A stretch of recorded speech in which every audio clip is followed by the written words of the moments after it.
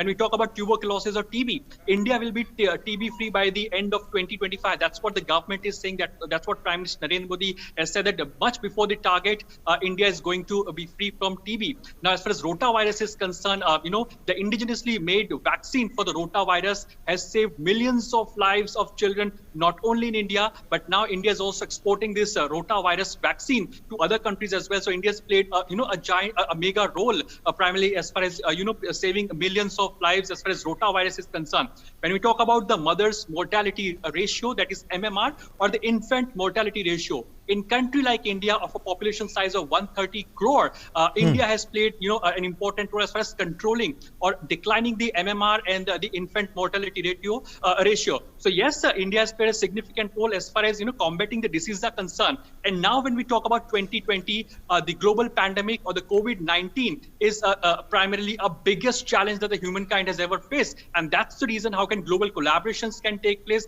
how can innovation be in place, so that via innovations, the scientists, the researchers, the academicians, the professors, the best practices can be implemented, so that a better healthcare infrastructure can be in place to fight against COVID-19. Right. And in that direction, the Prime Minister's vision in today's address will be very much significant, Amrit.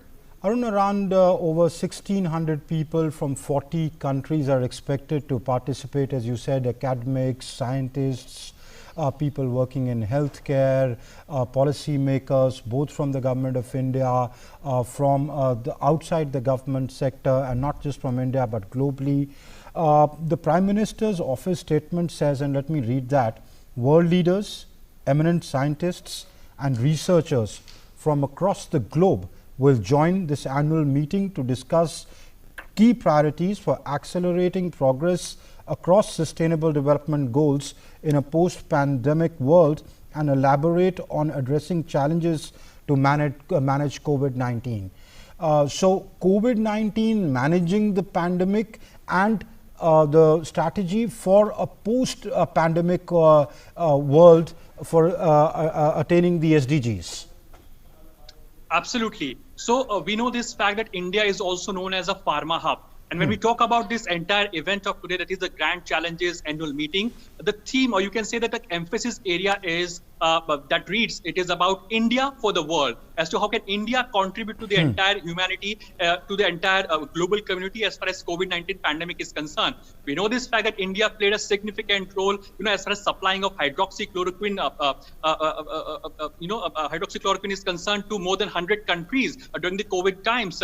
We have supplied it to our neighborhoods. We have also supplied it to various other countries, more than 100 countries. So yes, India has played an important role. No matter, we know this fact that vaccine development is in various stages in various other countries. But if in case a mass production has to be done of the COVID-19 vaccine, it has to be done in India, because India is considered to be a pharma hub as far as the global mass production is concerned. So in that context, India's role is very much significant. India has proved time and again, as I mentioned it to you earlier, be it polio eradication, be it TB eradication by 2025, be it fight against rotavirus from our country, be it declining mother's mortality ratio, or primarily the infant mortality ratio. A country size of 130 crore has played an important role, a significant role, and has contributed to Sustainable Development Goals 2030 of United Nations. So looking at this fact, what India is trying to do at this point in time, it's trying to build in institutional partnerships. Institutional partnerships are the focus area, because we know this fact that Bill and Melinda Gates Foundation is also key player in this. And Bill and Melinda Gates Foundation, we know this fact, has been working from a long time as far as as far as the healthcare infrastructure, sanitation is concerned. So in that context, these partnerships will be very much important and significant. All right, Arun, also tell us, when these scientists converge, and virtually though, and discuss the strategies, do they just keep it to, build infrastructure and development, or do they talk about, agriculture, nutrition, sanitation, and other topics? All right, so Amrit, everything is interrelated. When we talk about agriculture part, we talk about sanitation part, we talk about healthcare part, everything is related. For a portion of primarily nutrition food, it is very much important that we go ahead and,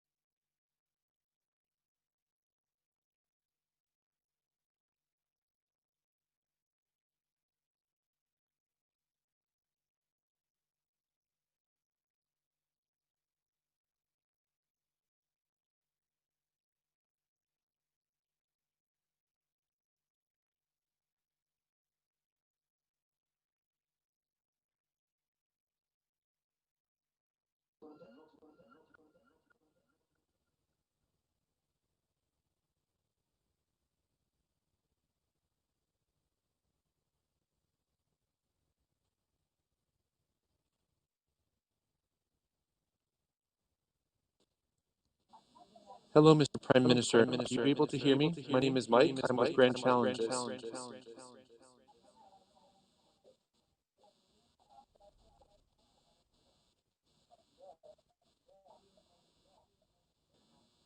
Mr. Prime Minister, if you could please speak, we would like to be able to hear your audio.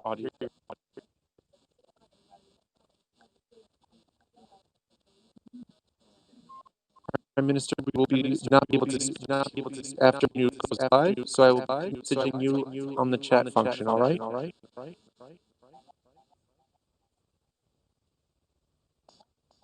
For new, Dr. Swarth, you're going live in 1 minute. Kadesh will be closing. We will then be putting your video slide up on camera. I will point to you when you're ready to go.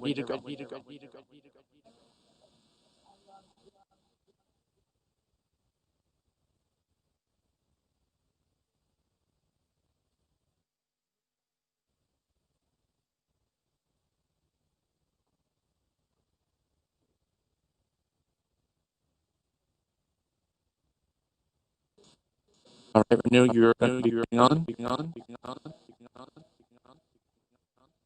Part of the meeting in is what 15 happens when seconds. it's over. The actions we all take, the impact you make based on the ideas you're exposed to, the people you meet, and the opportunities you identify. COVID-19 is a reminder we're all in this together. As long as we get support from a world that has learned that most important lesson of the pandemic, we will harness scientific advances to build a better future for everyone. Thank you so much. Always an honor to host you and enjoy the meeting.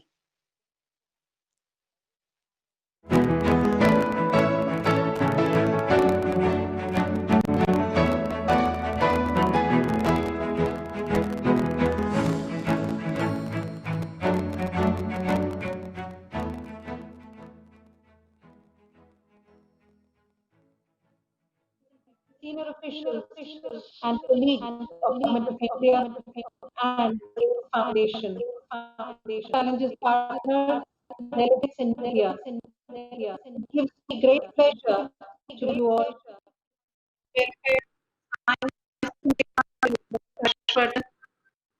Gates, Ms. Melinda Gates, Excellencies, senior officials and colleagues of Government of India and the Foundation. Challenges partners, delegates in India. It gives me great pleasure to be on Government of India as a co-host, along with the Bill and Melinda Gates Foundation, Challenges Annual Meeting 2020. When we met in 19, we were in India in October this year for this meeting. The pandemic changed it all. We are meeting, but we are meeting virtually. The Department of Biotechnology Government of India and the Bill and Melinda Gates Foundation have over the last few years established a strong partnership and launched the Grand Challenges India, which is a global Grand Challenges program of this foundation over 16 countries supporting the 3,000 grants. In India, this program, implemented by BIAC, a government of India enterprise, has supported over 120 projects pan-India across maternal and child health, agriculture and nutrition, water and sanitation, medical technologies, etc., which are in alignment with some key government initiatives such as Ayushman Bharat, Swachh Bharat, Poshan Abhiyan, Make in India, Atmanirbhar Bharat, to name it. The partnership has not only helped to build a strong innovation ecosystem, but has also nurtured a pipeline of young researchers and entrepreneurs. The Grand Challenge in India has supported cutting-edge research for addressing some important health challenges. There is also a special focus on building a strong skill resource base with 500 science and research startup 1,000 degrees.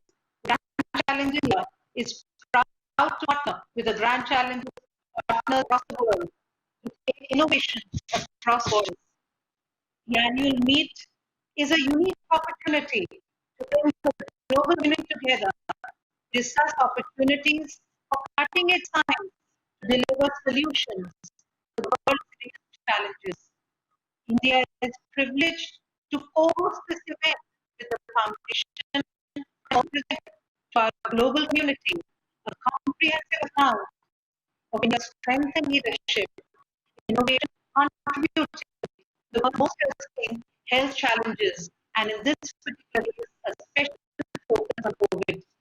This pandemic has brought before us the strength of global partnerships, and the National India is committed to fostering these partnerships to accelerate global solutions for India and the world.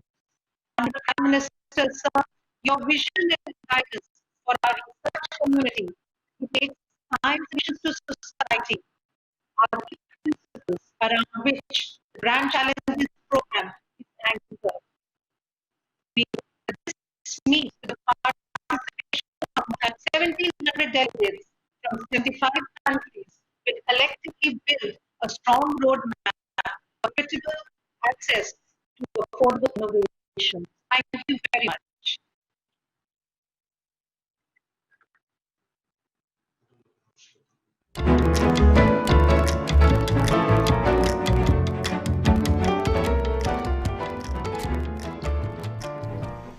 So that was Renu Swaroop, the Secretary of the Biotechnology Department of the Department of Biotechnology, addressing the Grand Challenges Summit. Prime Minister was there as well. The opening remarks shall be made by Health Minister Dr. Harshvardhan in a little while.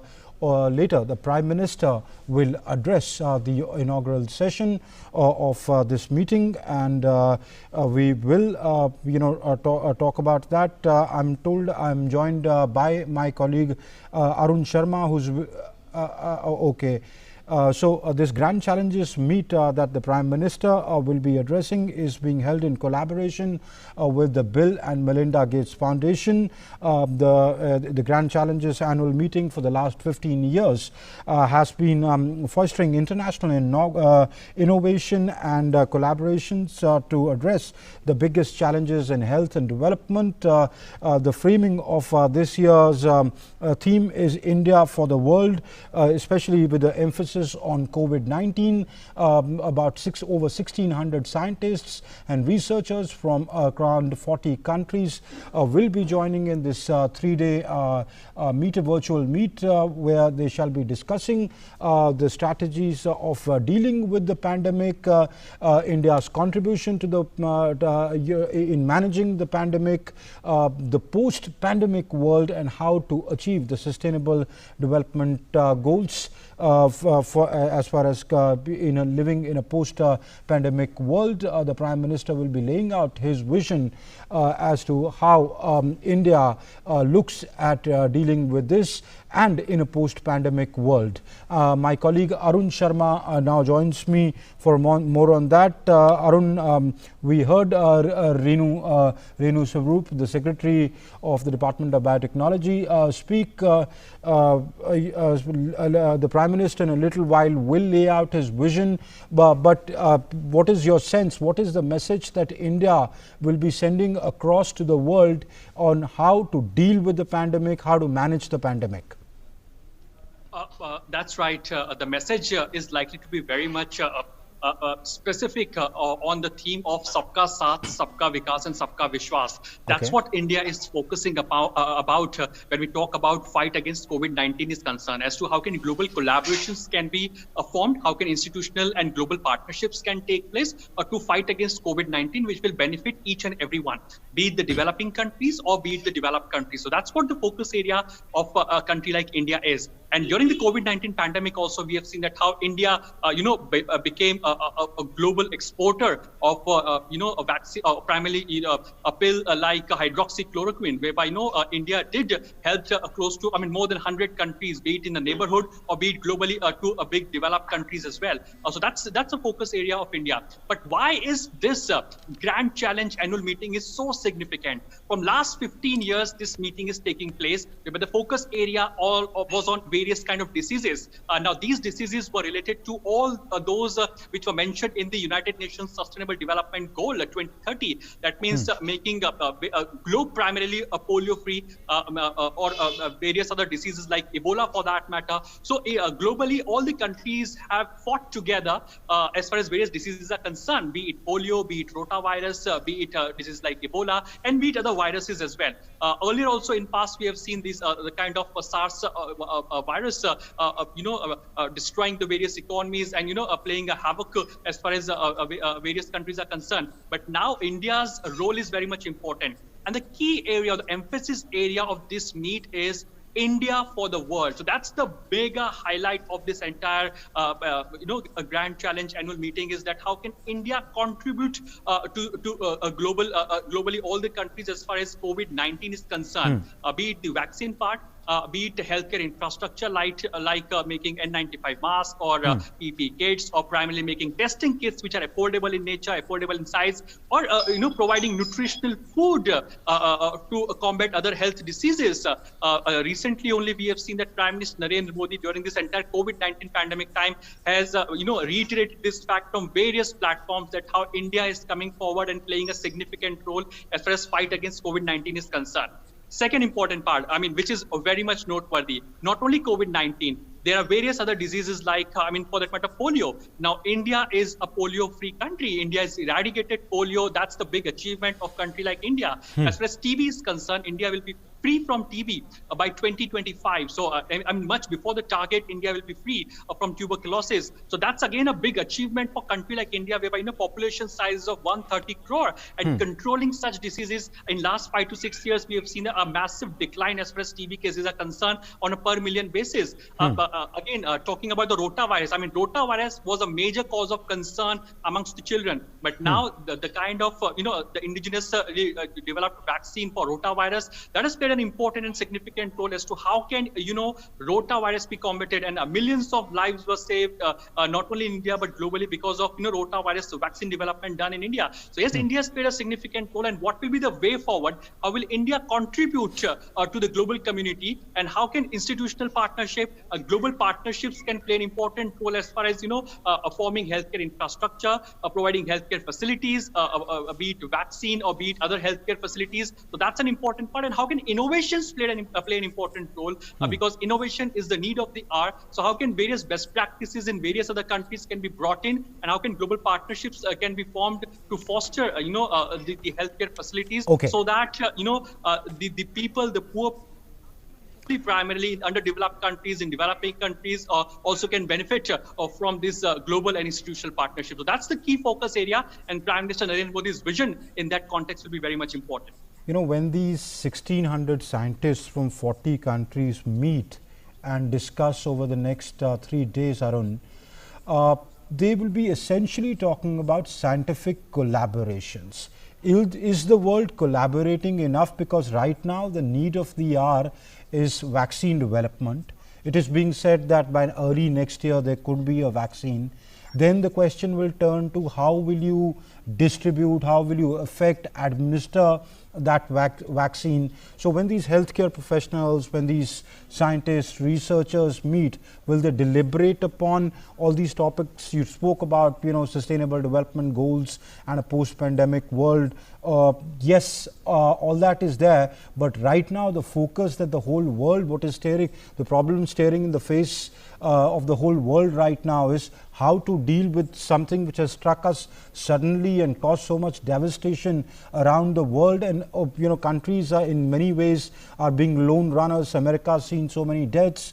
India is dealing with test, track, treat. So right now we are managing the pandemic. Once there is a cure for it, how to collaborate for the cure, and once there is a cure for it, how to actually ensure the cure reaches people. Oh, absolutely. So yes, there is the two-tier strategy as far as fight. And sometimes people think that may be the way to get advances in all areas of science, including medicine. They have an image of breakthroughs being made just in the lab, and that work is very important. And that model has done great things. But today we're going to talk about advances that require hundreds of people and massive collaboration. We started Grand Challenges 16 years ago with that idea in mind, to build a global network of researchers, scientists, and innovators, and to identify the most important problems so that we could focus their collective brain power on these problems. Now, so many scientists all over the planet, whether they're in this meeting or not, are involved in a particular grand challenge, which is ending the current pandemic. All over the world, some of these researchers are breaking down silos. Rather than waiting to go through a publication process, they're sharing data on a daily basis. Since the pandemic began, scientists have shared more than 137,000 viral COVID-19 genomic sequences.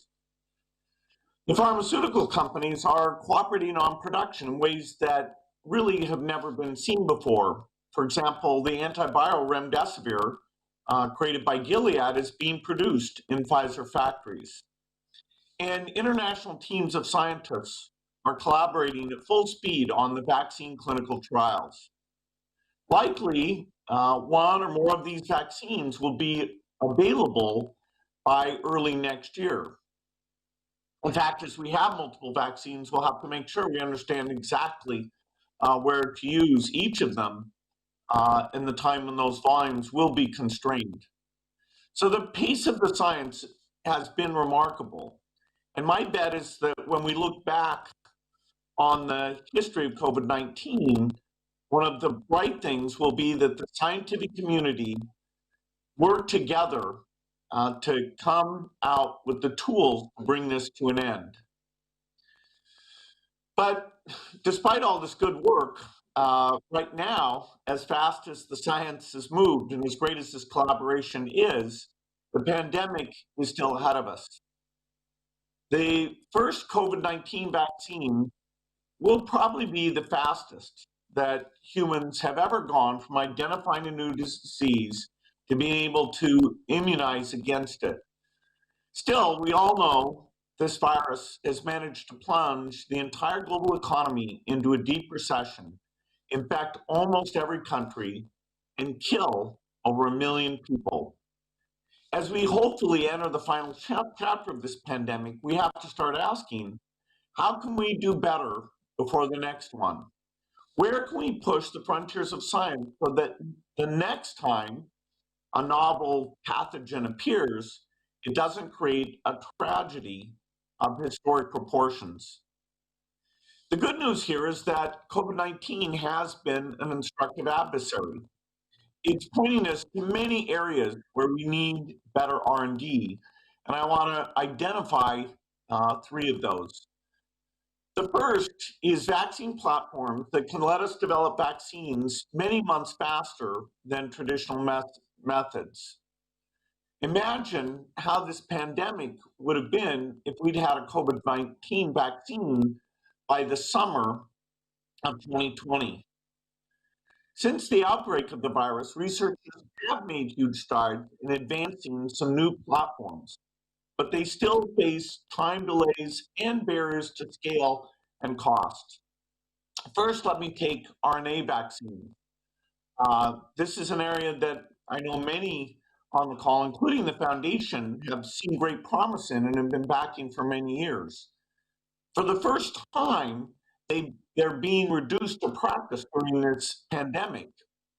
Probably the first approved vaccines for COVID-19 will be mRNA, and yet we can't count on them alone because they're very hard to scale that manufacturing, and they have a logistical problem because they require an ultra cold chain.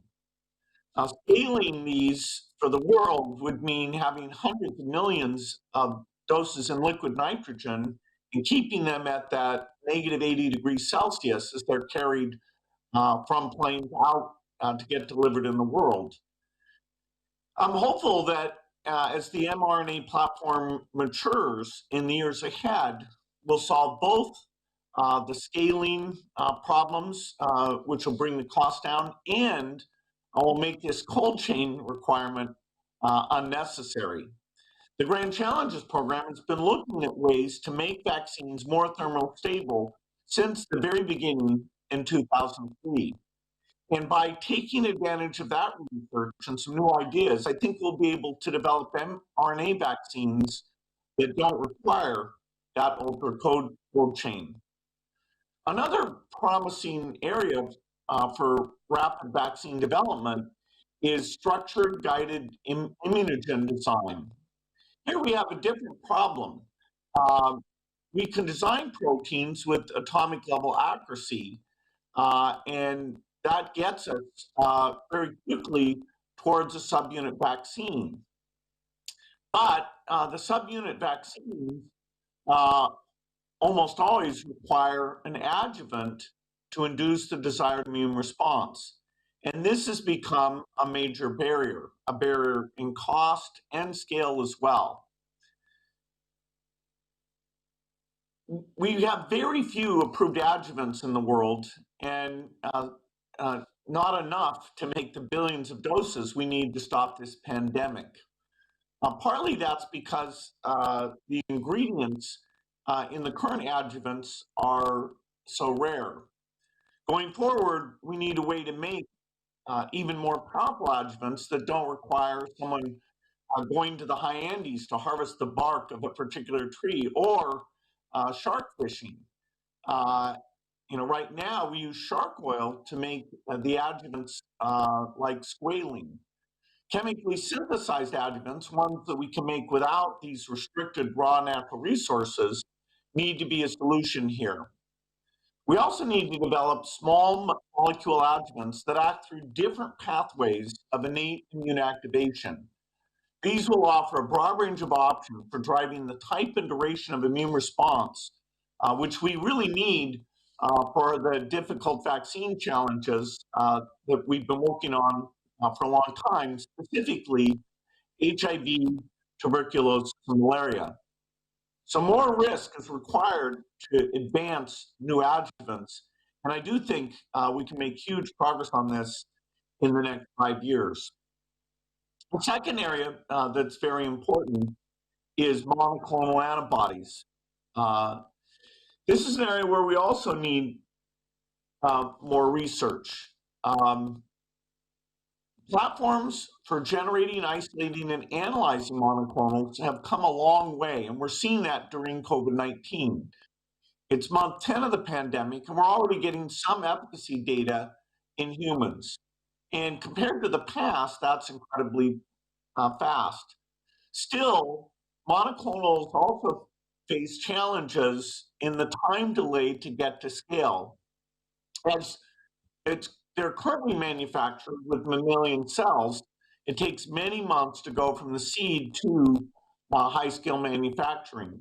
But it's possible that different production approaches, using perhaps fungal cells or plants, we could see a 5-fold reduction in that production lead time.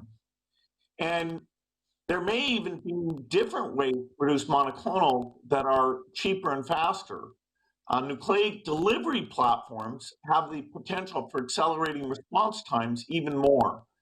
And this is an approach I'm personally quite excited about, because it would eliminate that step of having to make the antibody proteins and instead just use the body, given the genetic sequence, to make the antibodies itself. And so you, once you're dosed, would become the monoclonal factory.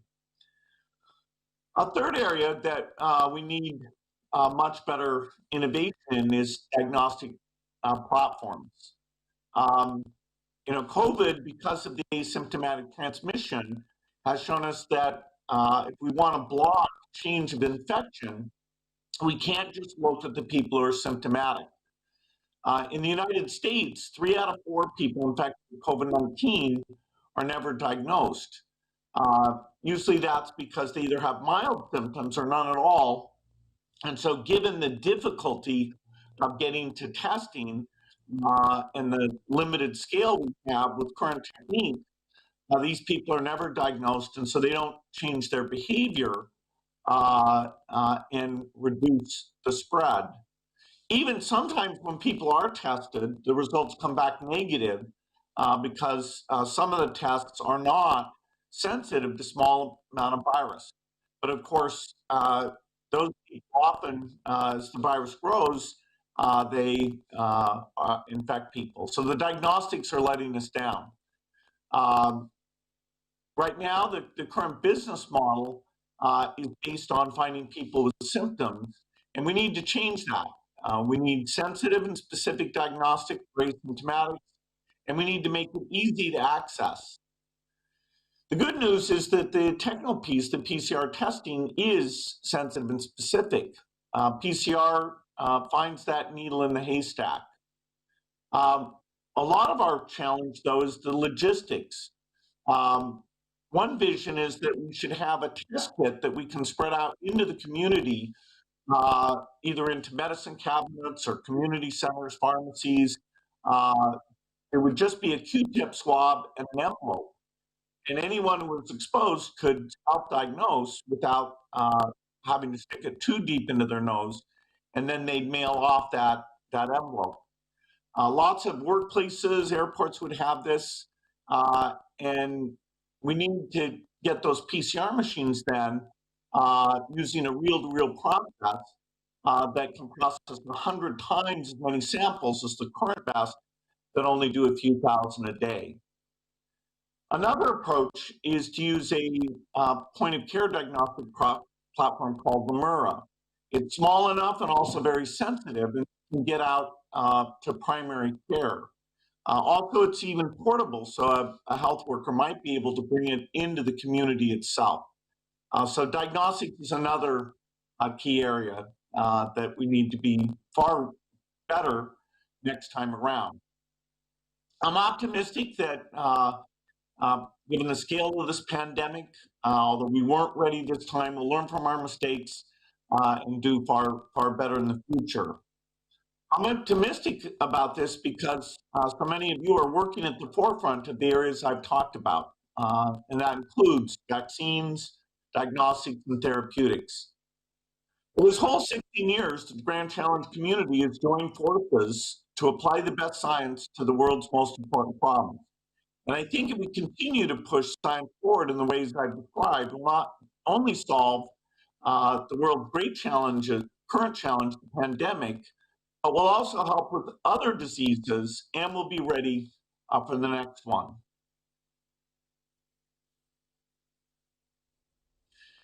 With that, let me go ahead and now introduce our keynote speaker. Before COVID, of course, we'd planned for this meeting to take place in India. And India's very inspiring because it's made huge strides in improving the health of its people over the past 2 decades. And now, India's research and manufacturing capacity will be critical to fighting COVID-19, especially when it comes to making vaccines at large scale. To speak more about the country's role in advancing health R&D, I'm pleased to introduce Prime Minister Modi. Welcome to Grand Challenges, Prime Minister. Our foundation is grateful to partner with your government to improve public health in India and around the world. We look forward to what you have to say.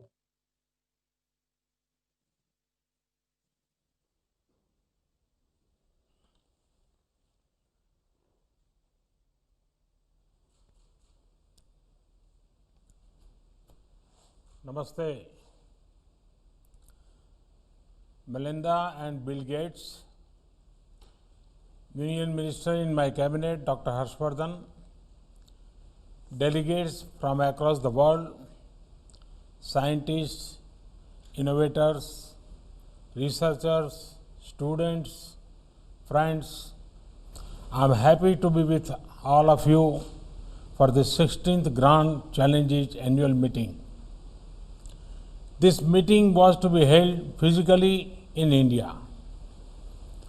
But in changed circumstances, it is being held virtually.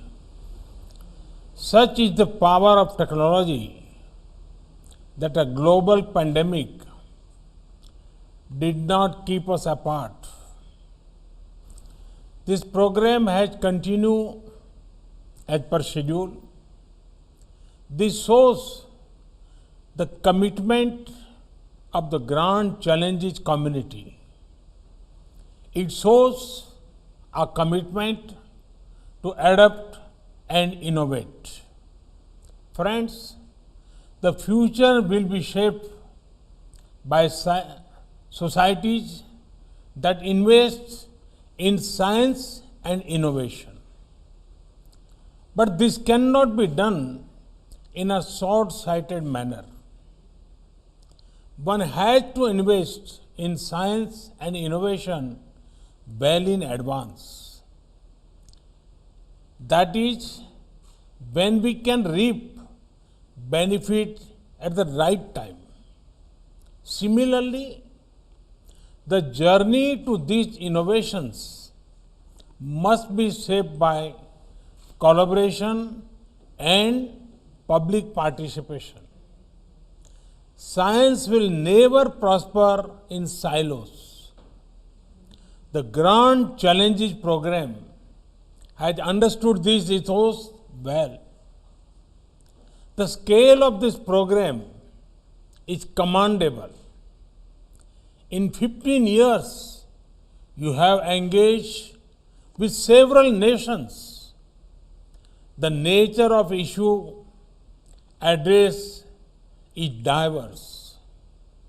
You have combined bright global talent to address problems such as antimicrobial resistance, maternal and child health, agriculture, nutrition, wash, water, sanitation, and hygiene.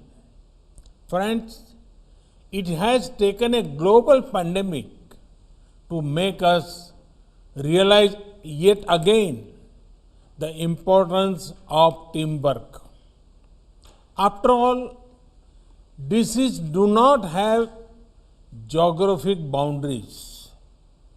Diseases do not discriminate on the grounds of faith, race, gender, or color.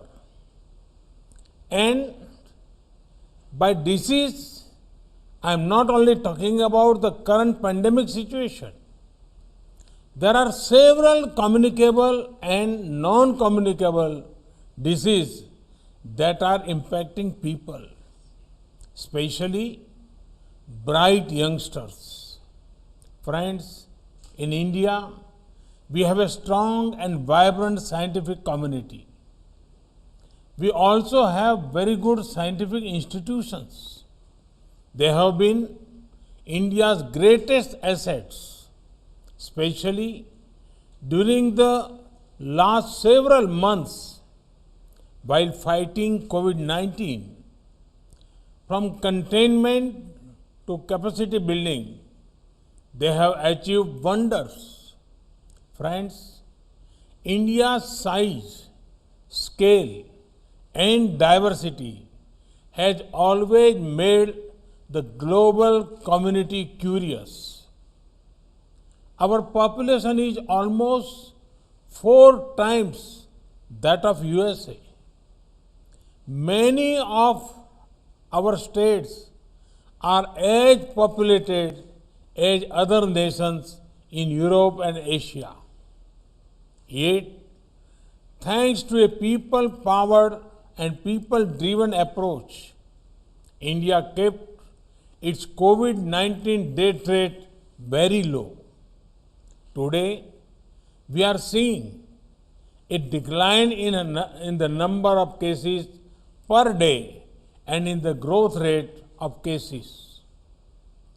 India has one of the highest recovery rate of 88%. This happened because India was one of the first countries to adopt a flexible lockdown when the total cases were just a few hundred. India was one of the first to encourage the usage of masks. India actively began to work on effective contact tracing. India was one of the earliest to deploy the rapid antigen tests. Friends, India is now at the forefront of vaccine development for COVID. Some of them are in advanced stages. We are not stopping here. India is already working on putting a well-established vaccine delivery system in place. This digitized network, along with digital health ID, will be used to ensure immunization of our citizens. Friends, beyond COVID-2, India is known for its proven capacity to produce quality medicines and vaccine at low cost.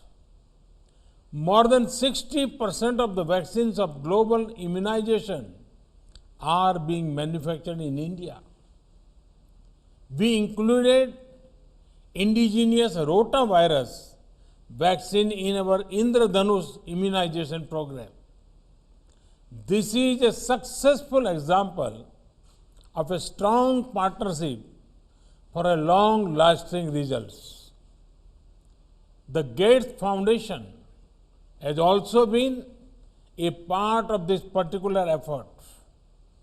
With India's experience and research talent, we will be at the center of global healthcare efforts. We want to help other nations enhance their capacities in these sectors. Friends, in the last 6 years, we have made many interventions which are contributing to a better healthcare system. Take a subject such as sanitation, improved cleanliness, more toilet coverage. Who does this help the most? It helps the poor and underprivileged. It leads to a fall in disease. It also helps women the most.